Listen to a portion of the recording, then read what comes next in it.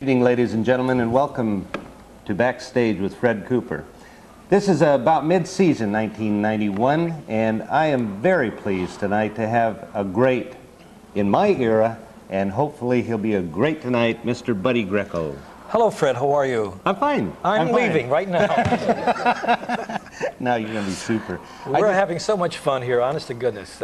People don't have any idea how much fun we're having backstage. I haven't even gotten dressed yet. Well, yeah, well, that's okay. We're going to go. Let's get into your background. Okay. But before Philadelphia, you grew up in Philadelphia. Is that true? I grew up in South Philadelphia, which is the home of, get him out of here, please.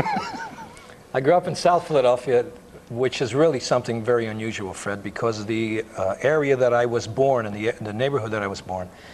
In a space of maybe 10, 15 years, we had people that started like Ed McMahon and Joey Bishop, Mario Lanza, Al Martino, myself, Frankie Avalon, Fabian. Then we had people like Bill Cosby. I mean, it was just, my youth was unbelievable. We were very, very poor. You know the old joke, we were so poor that my neighbors had me. That's how poor we were. But my background was wonderful. My father was a music critic. We had a record store. And I think since I was 4 years old, I knew that my whole life was going to be music. I'm a classical trained piano player. I've studied classical all my life. And I joined Benny Goodman when I was 17. In fact, I'm doing a tour. Isn't it funny, after all these years, we're doing a tour starting in January all over America for 12 weeks with the Benny Goodman Band. Oh, super. So it's going to be wonderful. Anyway, that's really how I started in Philly. I had them here last year. Did you really? Yeah, and they were great. They were great. I'm going to do we're doing 91 nighters. One-nighters, no sleep for 90 days. No sleep. Okay, at 17 then you were picked up. But you now before 17 though, didn't you do... I made my first hit record when I was 16. I recorded a little rock and roll thing at the time called Ooh, Look at Her, Ain't She Pretty, which sold 1.5 million copies, and I made $33. That's the first time they took me away. That's true. All? Yeah, Is that right? But it got the attention of the people in the music business. And what year?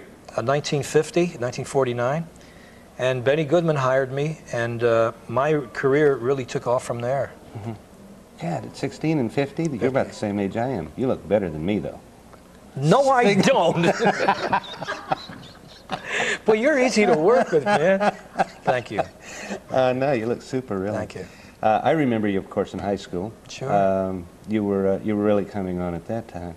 Okay, then after Benny Goodman, 4 years with Benny Goodman. I was with Benny for 4 years, and I got on a show called... Wait a minute, though. What did you do for him? You just didn't play the piano. No, I sang, I played piano, and I was one of the arrangers for the band, and we traveled all over the world, literally. From England to Japan to the Philippines. We traveled all over America. But that was the time, Fred, that the Benny Goodman Band really was not only the Benny Goodman Band, a swing era, but bebop was very popular. So we thought. And people just would not buy that from Benny Goodman. They wanted to hear the old king of swing. And unfortunately, it didn't last too long. It lasted maybe about 3 years. And from there, I started to make records with Decca, and I had a lot of hit records. The sectional hits, like in Philly and Cleveland and so on. But I never really broke through, believe it or not, until 1960. I recorded a little song called The Lady's a Tramp in a club in Chicago. It cost me $300, and the album sold 1 million copies, and I had like 7 hit records out of that particular album, and really that's how my career took off. You made more than $33 on that one. Well, I made about 50. No, we did very well, but I wish she wouldn't mention that because my ex-wife took it all. It's a true story, guys. My ex-wife took it all. Okay, let's get into your marriage. You're married? I've been married 4 times. Hello. Hello? Good grief. And you told me you weren't a comedian. That's not funny. It's called alimony. No, I got married very young when I was in high school, and the second marriage I had for 11 years unfortunately didn't work out because I really was not the Hollywood type. I mean, even though I moved from Philadelphia many, many years ago. But to here? Yes. Yeah. My then wife really wanted to be part of the clan, you know, part of the Beverly Hills nice. I wanted a nice wife and some children, and you know, I wanted to live a normal life, take out the garbage and have a couple of dogs. But for 11 years, I really lived a very phony life, and I just couldn't take it anymore. And I just broke up everything. And California law, she just wound up with everything. But to be very serious, I'm almost a born-again Christian, and the good Lord has been very kind to me. I went through a marriage, very quick marriage after I divorced my second wife, because the third wife reminded me of the second, which is typical. And 3 weeks after I got married, I went to the Playboy Club in St. Louis, where they had the Bunny of the Year contest, and all the bunnies were there, 52 beautiful ladies. And the woman who won the Bunny of the Year was from St. Louis. And I saw this 5'11", gorgeous blonde with blue eyes that I've been dreaming about all my life walk out on stage, and I said to my manager, I'm going to marry her. He said, you're nuts. You just got married 3 weeks ago. Well, we just celebrated our 17th wedding anniversary, and we have 3 children. And Jackie just changed my entire life. How about that? Yeah, I'm very, very, very happy. No children from you have other children? I've adopted 2 children that Jackie had from a previous marriage, who were 6 and 7, who are now 23, 22 and 20. And they look more like me than my children. But Jackie and I have a boy together who is the most handsome, wonderful boy. His name is Jean-Paul. He was born in Monte Carlo when we conceived in France. And we figured if it was a boy, we would call him Jean-Paul, and he looks like Jean-Paul. He's got green eyes and dark skin and dark hair. He's just a wonderful boy. How about that? Yeah, I'm very, very proud of him. And how old is he now? He's 12. 12. Yeah. He keeps old Dad running, doesn't he? Well, I just celebrated last week. I don't know if you saw it on CBS. Could I say CBS? Sure. And on Entertainment Tonight, I just celebrated my 65th birthday. Did you really? Yeah, I was just 65, and people say, well, how come you look so good? I'm very healthy, thank God. Yeah. I'm surrounded. My wife, would you believe this? My wife is a year younger than my oldest daughter. Uh-oh. Okay, Jackie's 41, and she's in the pageant business. She sang in my show with her sister for 5 years, and she really is probably the most beautiful woman I've ever met in my life. She now holds the title of Mrs. California, Mrs. Nevada. We just came back from Russia, where she came in 5th in the Mrs. America pageant. Wow. And she's just a wonderful lady, and she's done a lot for me. That's great. Yeah, That's I love her a lot. That's great. Well, hey, 4th one was great. Well, super. The good Lord has blessed me with a wonderful family. My career is doing well. A lot of the older songs are coming back, thank God. As you could tell, Natalie Cole, who I held in my arms when she was born, because Nat was my best friend. Natalie Cole now has a #1 album in the world. Right.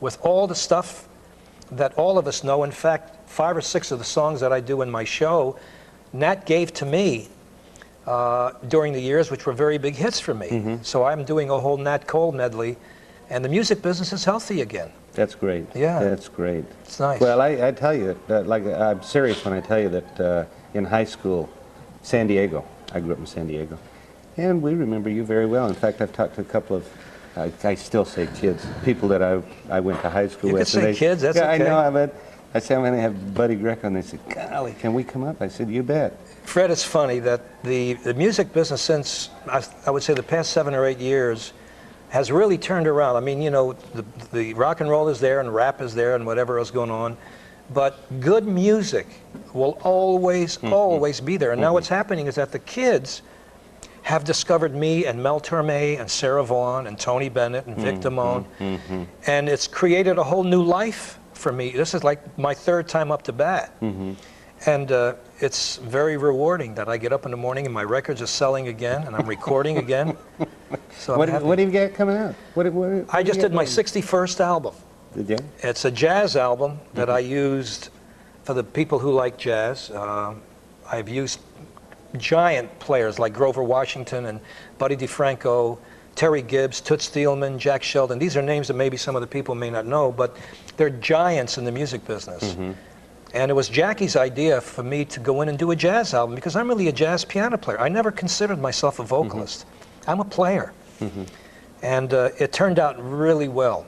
And now I've got my fingers crossed to get a major label to try to release it. Oh, great. Which would be nice. Do you do any classical in your show? You said you were trained. Oh yeah, I've been doing that all my life. The only classical kind of things that I do are things like Slaughter on 10th Avenue, MacArthur Park, which was written for me by my buddy, Mr. Jimmy Webb, which started out originally as a 4-minute piano concerto, which is now 7 minutes. And I keep extending it because I get involved into a lot of big classical things. And it gives me a chance to play. But you do some of that tonight? Oh yeah, absolutely. Oh, great. I just wish the audience could could be out with I hope so. I wish it. Well, they all can't, you know, some of them are Well, I'll come to their homes. That's okay. Don't say that. You may get a call. Oh, so what else besides albums? You've got Play a lot of golf. hello. Do you? Good. Yeah, I'm a 9 handicap. I play Good. a lot. Good. I really wanted to be a professional golfer, Fred.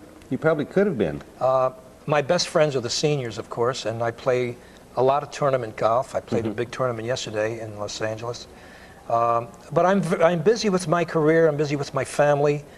We just sold our house, thank goodness, and we're moving into a new house in September sometime. And my partner's name is Alf Clausen, who has written, my goodness, he wrote for Moonlighting, he did Alf, and he's been writing for The Simpsons for 2 years. Well, Alf and I are writing for films now. And that's really what I try to be busy. I don't sit at home and wait for the phone to ring, you know. Now, you've written music. Oh, yeah. I write a lot of music, yeah. Tell us about some of that. Well, when I was really kind of starving, as an arranger when I was with Benny Goodman, I wrote arrangements from Frank Sinatra to Stephen Eady to Johnny Mathis. That's really how I made a living as an arranger. And then I started to get hit records. And now I would say that I write not as much as I did before, but I'm in the process now with one of my musicians, Kim Richmond, who's a wonderful, wonderful... He plays that funny little thing. It's called an iwi. Hello. But I've got to tell you that the 4 guys that I have, Kim Richmond is one of the most underrated saxophone players in the world. He's a wonderful jazz player. He's a writer. Frank DeVito is one of the greatest drummers I've ever worked with. He's Frank brilliant. For years, yeah. And Kevin Axe, who's so young, I've got tuxedos older than him, but he'll work with me again sometime. I've got 3 great guys. Oh, that's super. Very that's happy. Super. Yeah. You know, I'm really happy that you were here. It's really exciting. Thank you. I have a lot of stars that are older, and I just really never thought that you were 65 years old. Well, I think that I'm living proof that you're as old as you feel, because my father just passed away, was 94. He looked like he was 60. I think one of the reasons is that, first of all, I'm happy in my personal life. I'm happy with the good Lord has looked after me. And I have nothing to prove anymore. I'm out. I'm having the best time of my life, Fred. I mean, I'm going out, working very hard. I don't drink anymore or smoke. I got involved into a lot of bad things before I met Jackie. And my whole life turned around. Now, would you do me a favor, and after those 91 nighters, would you call me and tell me you're not that old? Nice. That's going to drag you. You know that one. Well, when you get tough. in our business, well, you know our business. We're like fighters. We pace ourselves. You could burn yourself out, which I've done when I was 30. But I pace myself, and I know, I get enough sleep. I play golf, and I'm out in the fresh air, and we'll do it. It's going to be hard. It's going to be very hard. Are you taking the 4 with you? I wish I could. You're not? No, I'm doing with the Benny Goodman Band with Peanuts Hucko and actually a 20-some piece orchestra. I would give anything if I can have these guys. I interviewed Peanuts here, too. Well, we start January 5th right here in California. Do you? And we travel until March 28th. And we're doing all one-nighters for 90 days. Oh, God. I want some pasta. I want to eat. I'm hungry. You going to end up back in Philadelphia? We're going to work around Philly. Yeah. But I live in Los Angeles. I've been here since 1960, and I'll never get out of here. I know, but I mean, you still have friends there, though. Oh, I have guys that I went to school with, guys that are in jail. Well, we all have those. I go back to Philly to see friends of mine. My mom and dad have passed away, but my brothers live there, and it's nice. I work Atlantic City a lot. Las Vegas, unfortunately, is not like it used to be, as you and I know it. But because jazz has become very popular, I've really got the best of both. I work a lot of supper clubs, but now I would say that 60% of my work is working jazz rooms. Now, when I say jazz, I don't mean jazz that the people wouldn't understand. I mean the stuff that I do, or Tony Bennett, or Mel Torme, and it's the stuff that we're doing here. And it's very jazz-oriented, but very nice. And a lot of those clubs are opening now. The big clubs are closing. And thank God for these little supper clubs. They're nice, these little jazz Did clubs. you ever, did you ever work, you've worked with Sinatra, and you've worked with one of my best everybody, friends. haven't Yeah, you? of course. In Vegas and Everybody. everywhere? Yeah. That, you ever reminisce about the times like that? Well, I'm not only reminiscing, I'm writing a book. Are you really? Oh, yeah. Oh, super. I've had a very interesting career. Besides having 4 wives, I've gone through a lot of personal problems. I happen to be at a lot of places at the right time, and there are stories in the book, which I will give you one of them right now. First of all, I was with Benny Goodman. I was the only American on the show with 4 guys that I thought were the Three Stooges. They were the Beatles. I mean, I've been at a lot of places. There's one story which I think I can give you a little bit about.